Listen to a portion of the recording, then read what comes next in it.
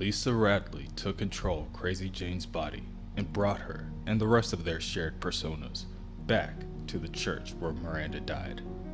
The overflow of repressed memories caused Lisa, and by extension Jane, to lash out.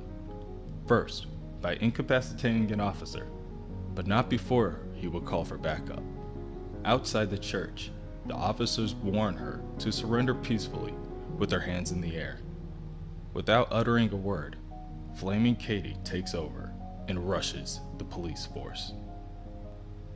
Flaming Katie lunges forward and blasts a squad car with an unbelievable blast of overheated energy, causing it to explode on impact and erupt in flames.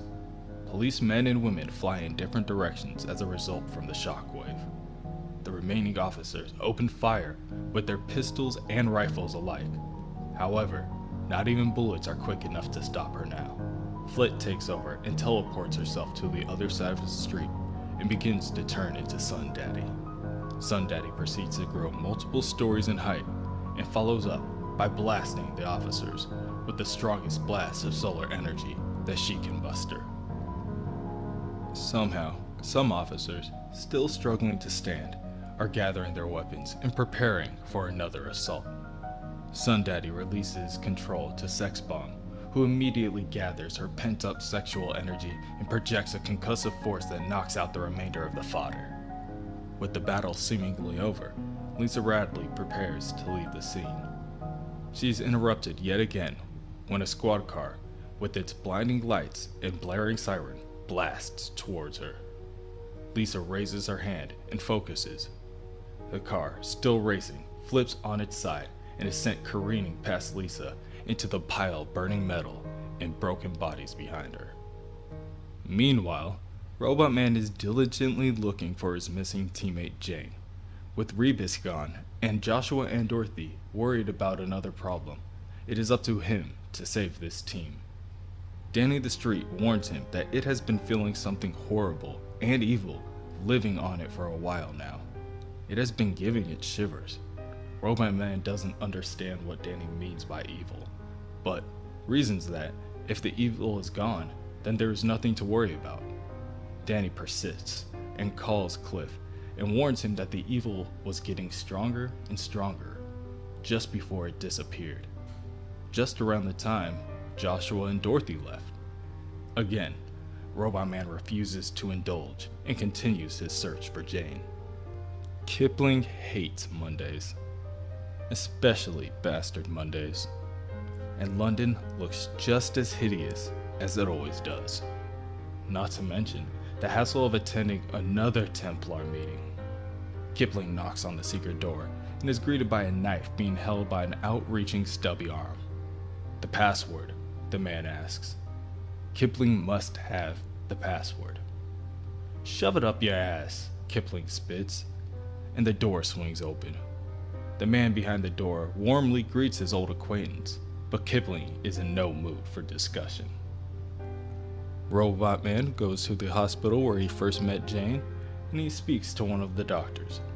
He explains to the doctor that he found a note written for Jane, or, since he's been speaking to the doctor, K, that calls her baby lamb and is signed by her father. The doctor, perplexed, tells Robotman that that is an impossibility. When Kay Chalice was originally entered into the hospital, her father had already been dead for 10 years. Robotman doesn't understand and pulls out the note to show the doctor. The doctor briefly glances at the note and tells Cliff that the note is written in Kay's handwriting. The doctor then informs Robotman on the story of the cathedral. That is where Crazy Jane was born. Perhaps, she suggests, he should try Metropolis. The Knights Templar meet only occasionally these days, which is probably a good thing, since they all hate each other. Which makes sense to why, out of the multitude of other meeting places all over the world, Kipling gets invited to the one most miserable. When Kipling approaches, it is not long before he learns that the prophecies are coming true. The Doom Patrol has just become the focus for the first major assault in the final war of Armageddon, and he has been called to help. Lisa Radley makes her way to the home that she once knew in the Midwest. When she arrives, she is greeted by a dimly lit, cloudy sky and the broken skeleton of the old farmhouse and windmill. The worn-down gate and overgrowth around the property, if nothing else, solidify to Lisa that this was the same place that haunts her memories, even if only at fragments at a time. Memories of antiquated pickup trucks and pails full of milk. Memories of lambs and jigsaw puzzles that never got finished. It takes her a moment to regain her composure. When Lisa thinks of her mother, her eyes are stitched together and her lips are stapled shut. Why didn't she do something? Her kitchen smells like a slaughterhouse. Her mother taught her to feel nothing. Her father taught her to feel everything. But she could never tell a soul, he would warn her. Or else, he would toss her down the well, with all the slugs and worms alike. That's the only place for a dirty whore like her. Her father snatched her new lamb, Harry, and tossed it down the well, just to make sure that his message was clear. At the time, she did not understand. Harry didn't do anything wrong. It was her. The memory of Harry shatters Lisa enough for Jane to start fighting her way to the surface. She does not want to relive these memories. She does not want any of this. She just wants Cliff. Cliff was there for her last time. Lisa refuses. This time, they do this themselves. They confront the well without him. Lisa takes one step at a time towards the well. Every step is more challenging than her last. Her whole body fights against her, but finally, she succeeds. First, feet first, she dives in. The walls of the well are coated with slammed doors, spiraling down in the flickering dark. The only light comes from a broken projector, sputtering a faint blue image. For a moment, the well feels like it will go on forever, like there is no bottom, and Lisa realizes that this is what hell is. Falling and never. She's caught by surprise when she lands on her feet. She's even more surprised when she sees Harry, laying silently beside her. Quickly, she bends over to pick up and embrace her old friend. As she does, she apologizes to him and tells him that he's alright now. He may be broken and battered. He may be lost in the dark, but he can still be saved. Robotman visits the cathedral in Metropolis and sees the carnage that is left over from the previous encounter. A police officer tells Robotman that they got a call stating some woman went crazy and almost killed another officer. She didn't kill anyone, but she injured a lot of good people before she left. The officer has not heard about the woman since, but they are currently looking. Whether Robotman finds her or not, she will be answering for this in the future. With another lead resulting in a dead end, Robotman asks Danny to transport him back to the Rhode Island headquarters. Perhaps the chief will have some ideas, or maybe he'll ask Josh and Dorothy if they need help now. The voices inside Lisa's head are all echoing in unison. Everyone is talking at the same time that it sounds just like one voice, and it is telling Lisa to open the doors before her. She feels strange, but she ventures forth. Behind the first door, she sees two doctors and a sick man in a hospital bed, hooked up to life support. The patient, who is very much a monster, doesn't get many visitors. He just sits there, wheezing and coughing in his bed.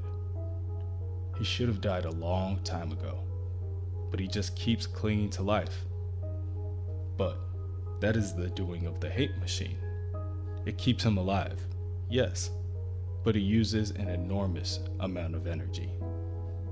Perhaps it would be better if that energy were put to better use, suggests a doctor, and he believes Lisa knows what he is implying.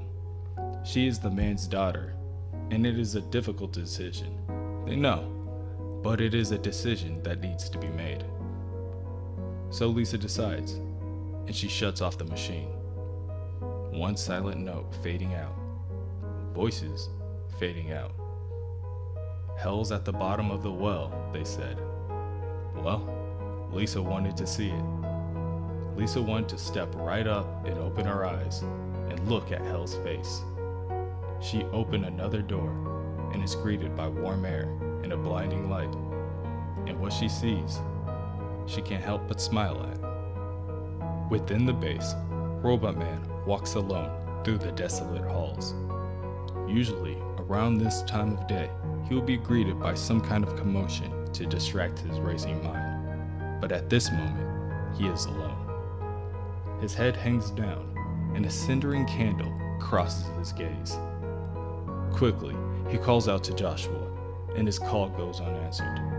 He calls again, and this time, he gets worried and lunges forward, sprinting towards Dr. Calder's office, the only lit room in the building. Once Robotman arrives, he sees a dead Joshua soaked with blood on the floor. Robotman kneels down at his friend's side and tries to shake him awake. He begs Josh to speak with him, but Joshua continues to lay silent, eyes wide and unblinking. Then, Robotman thinks about the chief. He hasn't seen the chief all day, and he could be in just as much trouble as Joshua. But the chief tells Cliff not to worry. He's standing right behind him.